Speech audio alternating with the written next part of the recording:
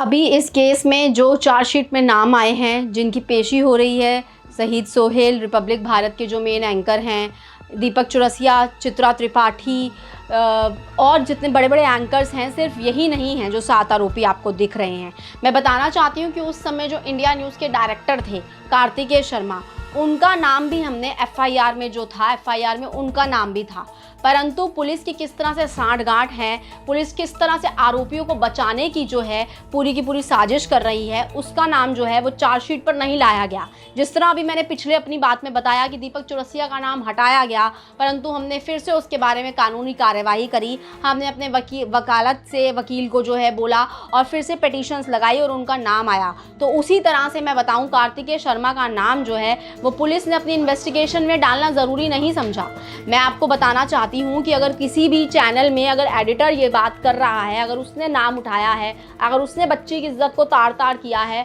और उसने बच्ची को गलत प्रकरण में दिखाया है कि उसके साथ वेश्यावृत्ति चल रही है, जबकि उसके साथ ऐसा कुछ नहीं हो रहा था, तो हम डायरेक्टर को कैसे छोड़ सकते हैं। एफआईआर में उनका नाम था, परंतु एसआईटी जो चार एसआईटी बैठती हैं, जो 4 इन्वेस्टिगेशन टीम्स बैठती हैं, उनको ये नाम डालना ज़रूरी नहीं लगा। क्यों डालना ज़रूरी नहीं लगा? क्योंकि वो बीजेपी के लीडर हैं, क्योंकि जो कार्तिकेय शर्मा है उनके फादर जो हैं वो बहुत बड़े कांग्रेस के मिनिस्टर रह चुके हैं, इसलिए नाम डालना, कार्तिकेय शर्मा का नाम डालना उनके लिए ज़रूरी नहीं है। अनुराधा प्रसाद का नाम डालना उनके लिए ज़रूरी नहीं है, जबकि उनके नाम एफआईआर में हैं। तो एक केस तो बहुत बड़ी खलबली मचाने वाला है गुड़गांव कोर्ट में, जब इनके नाम भी दोबारा आएंगे, क्योंकि अगर वो बच्ची को न्याय दिलाना है तो इनके नाम लाना भी उतना ही ज़रूरी है, क्योंकि उन्होंने भी जो, अगर वो रसूखदार हैं, अगर उनके पैसे का बल है, अगर उन पर प्रशासनिक बल है, तो इसका मतलब कतई नहीं है कि वो किसी भी बच्ची की इज्जत को तार तार कर सकते हैं। तो हम जो है लड़ाई लड़ रहे हैं, हम सच्चाई की लड़ाई लड़ रहे हैं, एक बच्ची की इज्जत की लड़ाई लड़ रहे हैं,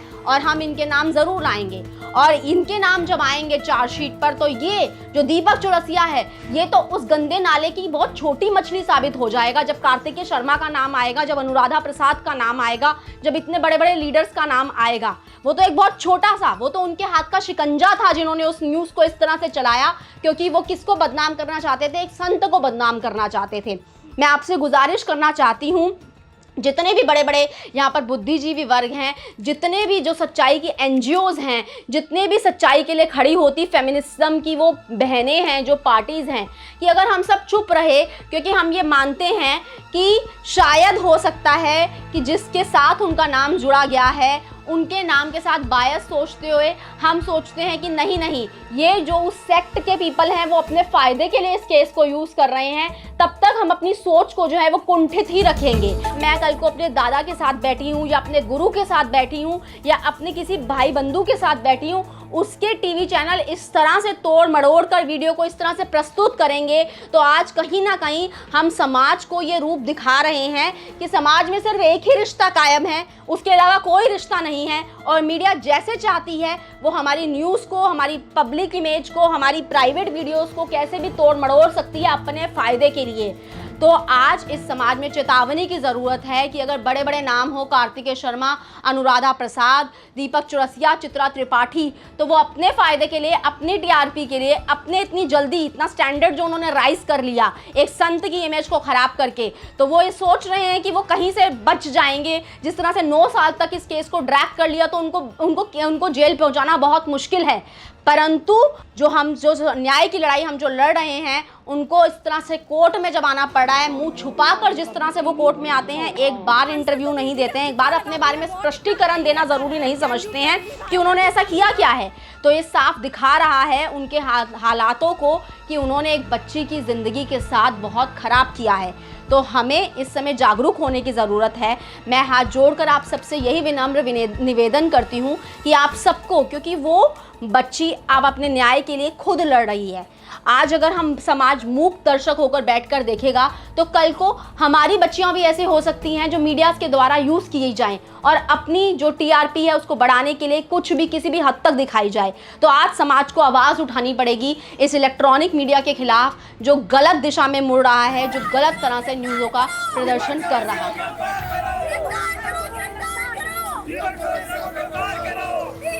Come on, you don't have any answers to any of our questions. That proves how wrong or right you are. You all are captured here, okay? छोटे बच्चों का जीवन बर्बाद करते हैं ये लोग। सवाल ये भी है कि जब संत की गिरफ्तारी 31 अगस्त 2013 को हो गई तो उनके घर में जो भी वीडियो बनी और जब को एक्यूज और एक्यूज जो थे वो जोधपुर की जेल में थे, परंतु वो वीडियोस जो हैं जो कि को एक्यूज शिवा के मोबाइल पे थी, तो वो कहाँ से जो है दिल्ली के मीडिया हाउसेस तक पहुँच जाती है। तो कहीं ना कहीं ये पुलिस की कार्यवाही में और प्रशासनिक कार्यवाही ने बड़े संदेहास्पद जो प्रश्न चिन्ह है वो अंकित कर रहे हैं, क्योंकि जो पुलिस के मालखाने की प्रॉपर्टी थी, जो पुलिस के खालखाने की प्रॉपर्टी, उनके मोबाइल्स थे, उनकी पेन ड्राइव्स थी, उनके सिम कार्ड और उनके मेमोरी कार्ड थे, क्योंकि टीवी चैनल्स वाले बार बार ये स्टेटमेंट दे रहे हैं कि हम सूत्रों के हिसाब से हमें ये खबर मिली है और हमें ये पेन ड्राइव्स जो हैं हमें मिली हैं और हम ये तब दिखा रहे हैं। परंतु एक आईओ ऑफिसर, जिसे हम इन्वेस्टिगेटिंग ऑफिसर कहते हैं, जो किसी केस में एक बहुत महत्वपूर्ण फिगर होती है, डीसीपी अजय लांबा जो उस केस को देख रहे थे उस समय, और ये केस जो था रजिस्टर हो चुका था अगस्त 2013 में, तो उन्होंने कैसे प्रोवाइड कराई दिल्ली मीडिया हाउसेस को ये, और किस तरह से घर घर तक जो थी ये वायरल हो गई और ये बताया गया कि इनके साथ भी आसाराम बापूजी जो हैं गलत व्यभिचार कर रहे हैं, जबकि वो बच्ची स्वयं बोलती है कि मेरे साथ ऐसा कोई व्यभिचार नहीं हो रहा है, मेरे साथ इस तरह से कोई घटना नहीं घटित हुई है, मैं पाक साफ हूँ, ये मेरे गुरुदेव हैं। तो प्रश्नात्मक चिन्ह यहाँ हो जाता है कि प्रोवाइड करने वाले जो थे वो कोई छोटी मोटी हस्ती नहीं थे, वो एक प्रशासनिक, एक पुलिस कार्यवाही में बहुत बड़ी हस्ती पे थे। चंचल मिश्रा ने कोई छोटा मोटा केस जो है वो इन्वेस्टिगेट नहीं किया है, क्योंकि खुद डीसीपी अजय लांबा बोलता है कि संत आसाराम बापू को गिरफ्तार कराना मेरे लिए बहुत मुश्किल कार्य था। वो अपने बुक में खुद कल्ट और गॉड की गूंस बुक में लिखता है कि मैंने मीडिया का सहारा लिया। तो कहीं ना कहीं ये बात हमारे सामने सर्वविदित हो जाती है कि कहीं ना कहीं जो पुलिस खाने की, तय खाने की, माल खाने की प्रॉपर्टीज थी, जब को एक्यूज गिरफ्तार हो गए तो किस तरह से मीडिया हाउस तक एक संत की इमेज को टार्निश करने के लिए वो चीज़ें पहुंचाई जाती हैं। तो जब ये केस खुलेगा, जब इनके नाम आएंगे, जो बड़ी बड़ी पुलिस की प्रशासनिक और पुलिस की बड़ी बड़ी जो है कार्यवाही हस्तियां हैं, तो कहीं ना कहीं उनकी जो कार्य प्रणाली है, उनकी जो कार्य हैं, उनके भी जो है प्रश्नात्मक, संदेहास्पद आस्पद में अवश्य आएंगे। और ये बहुत बहुत जिसे हम कहें मेजर, बहुत बड़ा गलतियां हैं, मेजर बहुत ब्लंडर किए गए। क्योंकि अगर आपको कैसे भी करना है, आपके पास पुलिस बल है, आपके पास पुलिस की कार्रवाई है, परंतु मीडिया को वो चीज़ें देकर और झूठी न्यूज़ को चलाकर उसको गलत दिखाना, ये अपने आप में बहुत बड़ी बात है। तो आगे ये सारी चीज़ें बहुत ज़्यादा खुलने वाली हैं, अपने आप इसमें जो है प्रकाश होगा जब पुलिस की ये बातें जो हैं कोर्ट रूम्स में जो हैं खुद से जो है बहस पे आगे चर्चा में आएंगी।